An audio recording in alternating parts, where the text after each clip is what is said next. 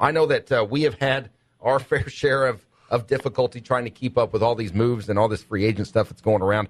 I can't imagine what Kevin has been going through here with the Colts. They've been making a lot of moves here, Kevin, and we appreciate the time. Kevin writes for Colts.com, and you can also follow him on Twitter at KBowen at Colts. So, Kevin, let's start with the Frank Gore deal. How did we get here, and your thoughts on bringing him on board? I think it's something that was kind of rumored back earlier in the offseason. I remember at the NFL Combine, it was kind of a big topic, especially when the 49ers brass was talking in Indianapolis about Gore and kind of his future with the team. Obviously, we've seen a ton of turnover out there in San Francisco. And he's a guy from a Colts standpoint that I think you definitely had to look into. You look at his durability and his productivity.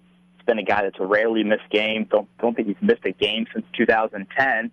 And production-wise, he's going to turn 32 here in a couple months, but he's still producing at a very high level. I think he ended his 2014 season with back-to-back 150-yard games out in San Francisco. And the Colts are searching for consistent productivity at the running back spot and durability. It's something they just haven't been able to find really over the past handful of seasons. And Gore is a guy that, again, fits that exact mold.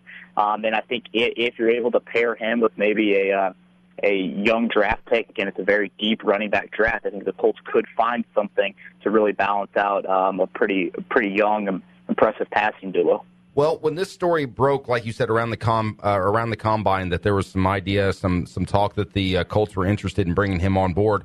I, like so many other people, just kind of at the first instinct was to go, man, he's been around for a long time. He's a 12-year vet. He's in his early 30s now, 31, 32. Or will be 32 here soon. And at first I wasn't really on board with the idea of him coming on. But as I, instead of just jumping to conclusions and did a little research, and I see the things that you mentioned there, that, he's the stats, he's got the stats to back it up, and really his production has not dropped over the course of the last several seasons. I'm way more on board with this today than maybe I was about a month ago. What kind of role do you see him playing? Like you said, you see him pairing up with a draft pick, or maybe is Boom Herron still in the mix? Is this a running back by committee kind of thing? Because I don't feel, Gore's not the guy that you can lean on for 25, 30 carries a game. No, and again, his receiving numbers have gone down over the years. I think primarily he was used out in San Francisco. It's just a couple down back. They drafted Carlos Hyde out of Ohio State a couple years ago as well. So, again, I think they were kind of building towards a future with Hyde. But Gore has proven he's just not your average 30-something back. I know when players kind of get to that age, especially running backs get to that age, it seems like people are so hesitant to offer them any sort of deals. I mean, even now we're seeing it with younger backs as well. People are just shying away from giving them those types of deals. But Gore seems to be a rare exception. I think the Colts hope that he is that. But like you said, he's definitely going to be – this is going to be a back – by committee. The Colts over the past couple of years have had their fair share of injuries at the running back spot. Several years it's been really their second and third string backs entering preseason have ended up being the leading rusher to end the year. So Boom Herron is a guy that emerged late in the season. I think he could be a guy that can definitely catch the ball out of the backfield. He had 20 catches during the postseason. Again, it's a deep running back draft. Can you find a guy maybe in the mid rounds that you could also pair with Gore and with Boom Herron as well? Vic Ballard is a name that I think people are still keeping their eye on as well. He was a rookie in 2012 that played very well with the Colts leading rusher then, but he's been marred by season-ending injuries the last 2 years. I think Gore is a nice complement to Boom Herron, and hopefully supplanting that with a draft pick in late April and early May. Kevin Bowen, Colts.com writer, joining us on the Menard Studio Hotline. It's Ford and O'Brien, ESPN Evansville 105.3, and online, ESPNEvansville.com. I assume this will probably be an easy question to answer, Kevin, but with the signing of Gore, I assume the days of Ahmad Bradshaw in the Colts uniform are done.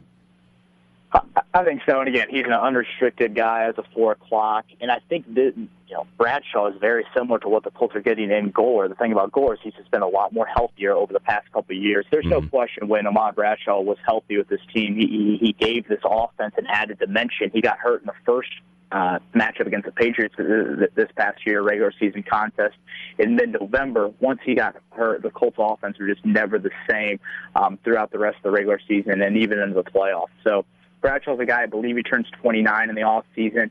He's coming off a broken fibula, which is a lot different than the neck injury he was rehabbing last offseason. I still think he can be an impact player in this league. But again, the injury concerns definitely had to weigh in heavily, especially when you're getting a guy like Gore, who hasn't missed a game in about 4 seasons. Now, I guess we should say the Gore deal's not a done deal. He's on his way to Indy on Irsay's private jet, so he's not actually signed the contract, but it will be a done deal before the day is all said and done, yes? Correct. I mean, it all signs are pointing to that. And, yeah, as you said, it's nothing official yet. Again, the free agency period starts at 4 o'clock, but he is on the plane heading to Indy. Well, Andre Johnson, rumor has it, is on that plane as well. Is that do they get that done? And if so, in your opinion, is that a good move? I think Johnson is, especially when you take into consideration what the Colts have in that wideout room coming back next year. It's a lot of young guys. T.Y. Hilton, 25 years old. Dante Moncrief, who had a pretty nice rookie season as a third-round draft pick. He's 31 years old. You signed Deron Carter, the son of Chris Carter, the Hall of Fame wideout. He's had some troubles in his past. He's 23 years old. So I think when you lost Reggie Wayne, you chose not to re-sign him. You needed another veteran presence. And I really can't think of a better one out there on the market than Andre Johnson. Not only are you bringing in Johnson, a guy who, yes, he's 34 years old, but is still, I think, maybe not in the prime of his career, but he's still producing at a very high rate. He's averaging 100 catches, 1,000 yards a year over the past couple of seasons, and now he comes to a situation where he doesn't have, a different quarterback, it seems like, every couple games like he did this year in Houston. He's got Andrew Luck here. He knows that he's coming into a coaching staff he's very familiar with. Chuck Pagano recruited him when he was at the University of Miami. Rob Kaczynski, Colts assistant coach, was Andre Johnson's offensive coordinator down at the U as well. So he has some familiarity here. And then I guess just kind of an added bonus on top of it from a Colts standpoint, not only are you bringing Johnson in, a guy, again, that is a perennial Pro Bowler, but you're taking away one of the better offensive weapons for the Houston Texans, the team that is, definitely the closest of any team in the AFC South to the Colts. How confident are you that Johnson signs with the Colts? I mean, the fact that he's on the private plane, is that a pretty good sign, even though the deal's not done yet?